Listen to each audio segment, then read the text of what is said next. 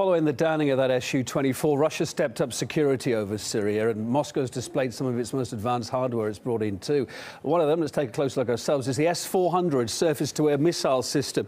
It can hit low-flying targets, which are harder to intercept, at a range of 400 kilometres, which means basically it covers most of Syria's airspace. That was deployed in Latakia at the end of November. The maximum target speed of that missile is 4.8 kilometres a second. Also, too, for the first time, journalists were allowed on the cruiser Moskva. The destroyer is providing support from the Mediterranean for the Russian Air Force in its bombing mission in Syria. Next, then, RT's Murat Gaziev has more on all this modern hardware. Well, the Russian military promised us a surprise, and they certainly delivered. For the first time, journalists were allowed not only close, but allowed aboard the Russian Navy's guided missile cruiser Moskva.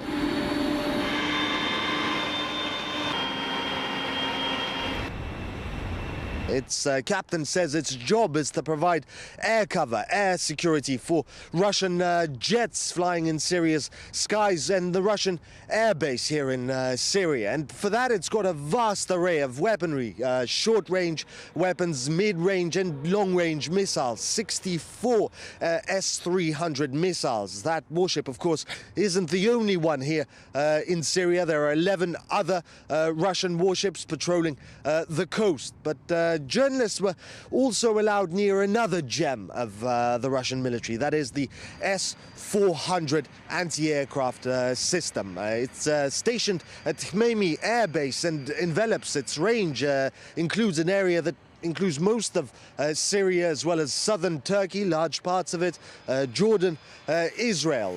Its security has, of course, been beefed up in the aftermath of Turkey shooting down a Russian jet. But journalists were allowed to within a few meters of the launches of components of that system, despite it being top secret, as Vladimir Putin said during his marathon question and answer session. We can't forbid anyone from flying over Syria, but fly only if you dare. Any force threatening Russian air groups fighting terrorism in Syria should be immediately destroyed. And that warning came from Vladimir Putin at the end-of-year meeting of the Defense Ministry.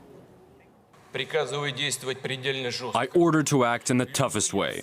All parties threatening the Russian forces and our infrastructure on the ground are to be destroyed immediately. Now let's talk to RT's Medina Kochnova, who's following the story for us. So, Medina, why was Putin talking about threats to Russian forces?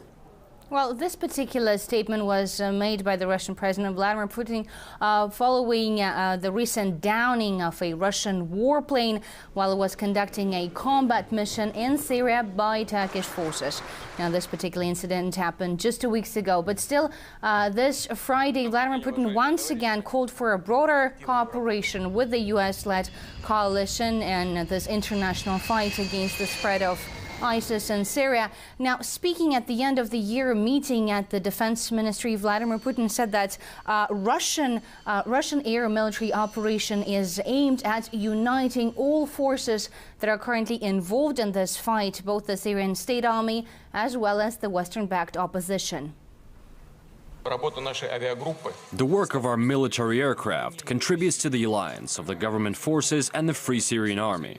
Right now, several of its divisions of more than 5,000 people, as well as the government troops, are advancing against terrorists in the provinces of Homs, Hama, Aleppo and Raqqa. We provide them and government troops with air support. We also support them with weapons and funding. Russian forces before mentioned that they were using intel data that they received from the Free Syrian Army in the current air military campaign led by Russia. Now, what else was mentioned at this particular meeting was raised by the country's defense minister, who said that the Islamic State's influence in Syria keeps expanding. He also mentioned that ISIS at the moment controls about 70% of the Syrian territory, also mentioning that in Syria and Iraq there are about 60,000 militants at the moment. And he said that this, of course, poses a threat that their actions might expand to other regions, including the Central Asia as well as the North Caucasus. The Russian Coast Guard in the Black Sea has signalled to a Turkish-flagged vessel to change course after it had violated international law and hampered the movement of a drilling rig. The company that owned the platform reported the incident, saying that the Turkish vessel's captain didn't contact the Russian ship and didn't respond to calls. It's the second such incident in recent days. On Sunday, a Russian Navy ship fired warning shots at a Turkish boat in the Aegean to avert a possible collision. Let's get more on this now. We can speak to Sergej Trifkovic, who's Foreign Affairs Editor of Chronicles magazine. Professor Trifkovic, many thanks for joining us. What's going on here? Two incidents in close succession. Is it that we just weren't noticing these incidents like this before, or is there something more to this? I suspect there is something more to it. Actually, we didn't mention the incident when a Russian sailor with a rocket launcher on his shoulder allegedly threatened the city of Istanbul from the deck of his ship, which is, in my opinion, fitting in with the pattern of the Turks raising the issue of the Straits regime. The passage of warships through the Bosporus and the Dardanelles is governed by the 1936 Montreux Convention, which was signed in Switzerland, and which gives special rights to the Black Sea littoral nations in the passage of warships. Other countries are restricted to a 3-week stay in the Black Sea. The same, of course, does not apply to Russian ships exiting from the Black Sea into the Mediterranean. And in view of the overall deterioration of relations between Russia and Turkey following the ambush of the Sukhoi 24 on November 24th, I think this is an overture to the Turkish intention to raise the issue of renegotiating the Montreux Convention next year. It was signed in 1936 and it's due for renewal every 20 years. So obviously, this would be a handy time for the Turks to start raising tension and to start claiming that the number of incidents, for which, of course, they will blame the Russian side, indicates the need to impose some as yet unknown restrictions on the passage of Russian warships through the Straits. At least that seems to be the rationale behind it. Otherwise, it wouldn't make much sense, because in the past, such incidents had been relatively rare. Now, as I understand, this thoroughfare, this waterway, it's very important for Russia in the sense of getting their ships through to the Mediterranean. As I also understand, under this legislation, that Ankara is supposed to allow Russian ships passage, but it's not impossible for them to stop it. How difficult would it be for Ankara to break that treaty using some technicalities in the legislation? It would be a major escalation of the dispute between Russia and Turkey, which is increasingly acquiring the geopolitical overtones of a bygone era, because gaining access to the strait and even control of the straits had been a major geopolitical objective of the Tsarist Russia, certainly between the reign of Catherine the Great in the late 18th century, when Russia obtained control over the northern half of the Black Sea coast, and the end of World War I, when the control of the Straits was also a British objective, the Gallipoli operation in 1915, which was supposed to open up direct access to Odessa and the Crimean Peninsula. Had the British been successful in 1915 in obtaining control of the Straits, one might argue that the outcome of the war for the Russians would have been different, that the revolution would have been averted. It's one of those great ifs in history. But I do apologise, Sergej. I'm afraid time has beaten us. I'm going to have to just interrupt you there. Many apologies. Thank you so much for coming on to speak to us, though. We're just squeezing this breaking story in. Sergej Trifkovic there, our guest, Foreign Affairs Editor of Chronicles magazine, joining us from Montenegro. A team of experts have opened the flight recorder of that downed Russian Su-24 bomber in front of international experts and the media.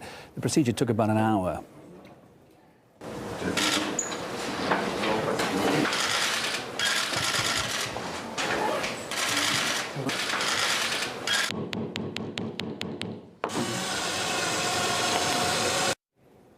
That Russian bomber was shot down by Turkish jets last month as Ankara claimed it violated its airspace.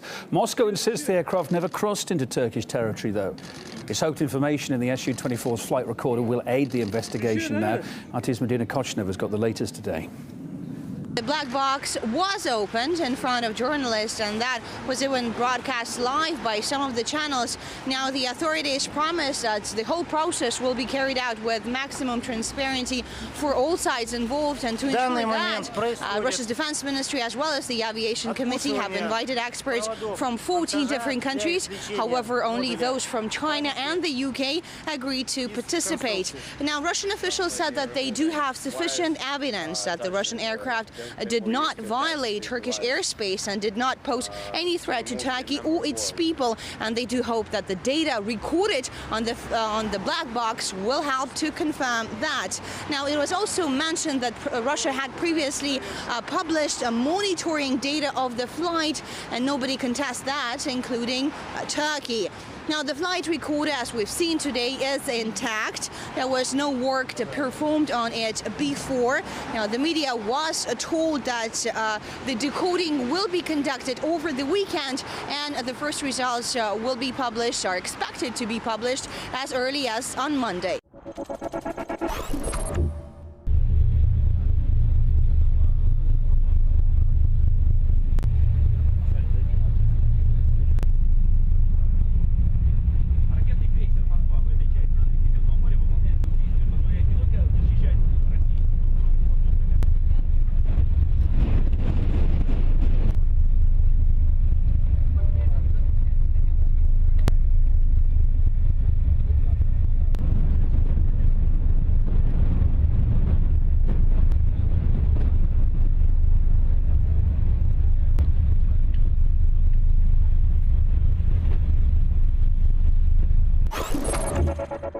Now, since Tuesday, Russian jets have hit more than 200 Islamist targets in several Syrian provinces, including those of Aleppo and Raqqa. One of the largest strongholds destroyed was Islamic State's command post in Idlib. Russia's also granted Western media access to its key hub in Latakia. RT correspondent Brad Gazdiev has the details.